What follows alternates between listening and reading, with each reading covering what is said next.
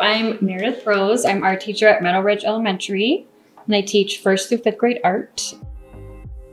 It all started with my SMART goal this year. So my goal was to really focus on my students with special needs who come from the SDC or other classrooms into specialists.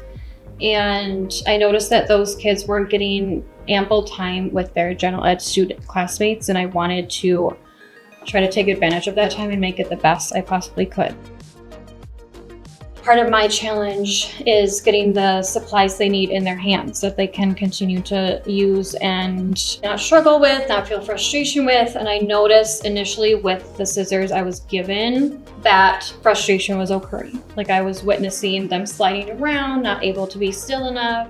I initially used them for 1 week and kind of noticed what I wanted to change. And I was like, how can I make this happen? And immediately I texted my dad, because I knew he would be able to problem solve. He was able to kind of look at what I had, look at the measurements, and then change it how I needed it to be successful. And so he showed up a week later with exactly what I needed, and we tried it out with Riddy.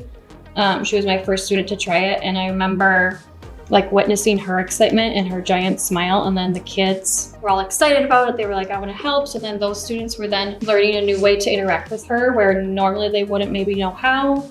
And it just provided like more than just her using an adaptive material, the opportunity for other kids to connect with her. And I was sitting there recording to show her parents, and I started crying watching the interactions. It was just really magical. Oh, pretty, get it in place. Okay, ready? Okay, and push down. Good job, Riddy. Two more. Okay, now get it all the way in there. Originally, they came with just this green piece, and there were these tiny little black rubber pieces on the bottom, and it was kind of slippery, almost like if there were any dust on the surface, it would be kind of unusable. So I texted my dad a picture and gave him the measurements. He went out and got a soft wood. He drilled through and added reinforcement to connect. He added these sort of rubber sticky grippies, and it's really durable. The metal is all rust free, so when it gets wet or gets paint on it, it won't rust. So smooth edges so the kids don't get cut. He really thought about every single thing. When we saw it was so successful, I reached out to Beth, who's OT for the district, and said, do you want us to do this for more of the scissors around the district? And she said yes. So I think so far we've done 4, and then she's ordering more for us to then improve for future use. And there's at least 1 per elementary, and then she's also thinking about middle and high school so that they have access as well. So we're just trying to get them in as many hands as possible so they can be utilized.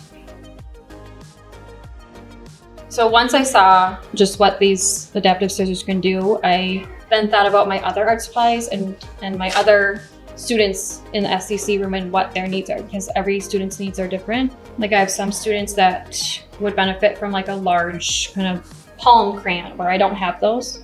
And a lot of the elementary schools don't have any adaptive supplies. So my future 25-26 goal is to write a grant where each elementary school has like a pre-made adaptive bin of art supplies that lasts year after year.